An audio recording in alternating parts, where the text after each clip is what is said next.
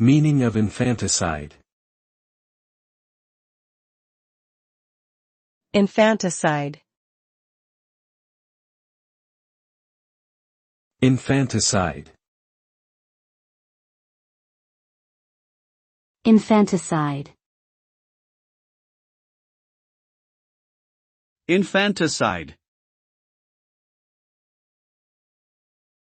Infanticide refers to the act of killing an infant, typically a newborn, by a parent or caregiver. This is a serious crime and considered a form of homicide. Infanticide can be caused by various factors, including mental illness, postpartum depression, economic difficulties, or social pressures.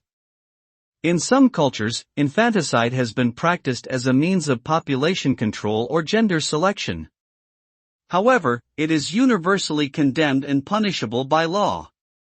Society has a responsibility to protect infants from harm and to provide support for parents in difficult circumstances to prevent such acts from occurring.